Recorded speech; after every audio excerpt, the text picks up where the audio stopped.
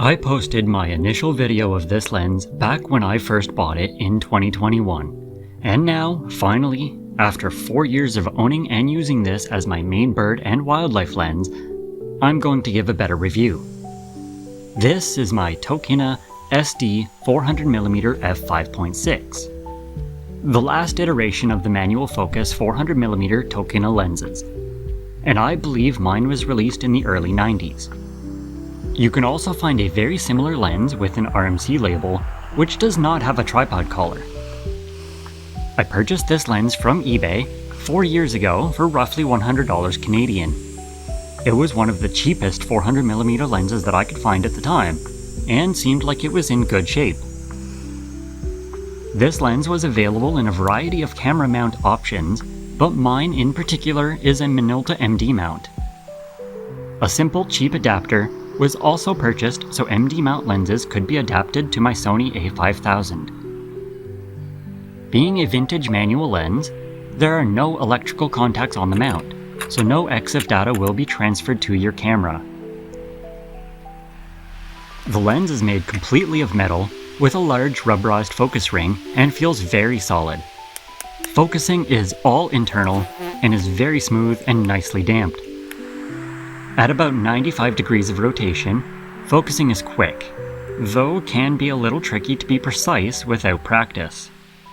The aperture ring is very clicky and tactile, starting at f5.6 and closing down to f22 with half stops between f8 and 16. This lens has 8 elements in 5 groups and 6 rounded aperture blades. Between the focus and aperture rings sits a rotatable tripod collar with removable foot.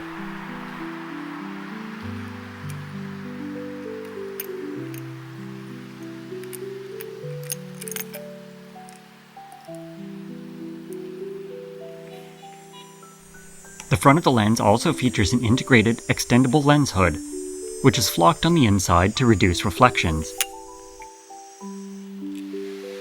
Despite being a 400mm lens, it's relatively small, at just under 21 cm long, and lightweight at around 984 grams, making it fairly simple to handhold, something I'll talk about in more detail later.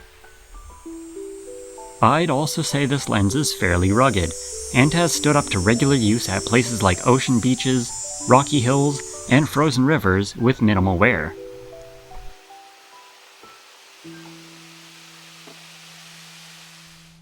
Since I'm using this lens on a crop sensor camera, I get an effective field of view equivalent to that of a 600mm lens being used on full frame.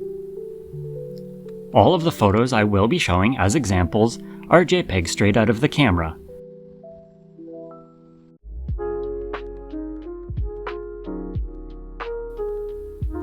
I have also used this lens with a 2x teleconverter, which I've also made a video review about if you're interested in checking that out after this one.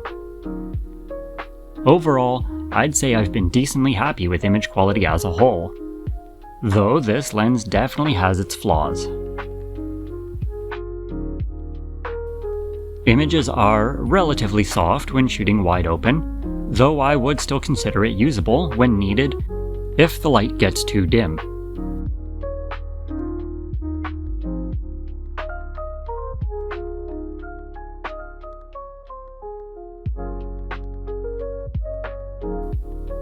Unfortunately, one of the biggest flaws is the chromatic aberration and color fringing at f5.6. Out-of-focus highlights and contrasty edges have lots of purple and green fringing. Contrast is also reduced, especially when shooting towards bright lights. Fortunately, most of these flaws improve greatly when stopping down even one stop to f8. This is the same for sharpness, with this lens resolving the most detail between f8 and f11, though it's still far from being able to resolve the resolutions some new lenses are capable of. Honestly, when comparing to these photos I took using a newer Sigma 150-600 on a Canon Rebel T7, image quality wasn't that far off. For my purposes, I generally tried to shoot at f8 for a balance of image quality and light gathering, except for overcast days and deep woods, or shooting into bright sky for birds in flight.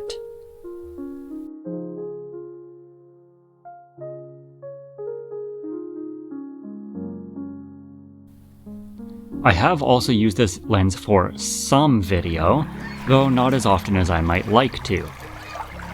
The main reason I don't use this for video more is the lack of stabilization. The lens has no stabilization at all, and neither does the camera body I'm using. Any small movements or vibrations are magnified at such a long focal length, so a very sturdy tripod is recommended.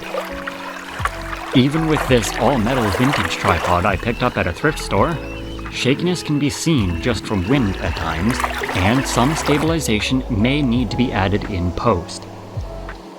Handheld video is possible, and is generally how I used this lens, though lots of practice is needed to get anything usable.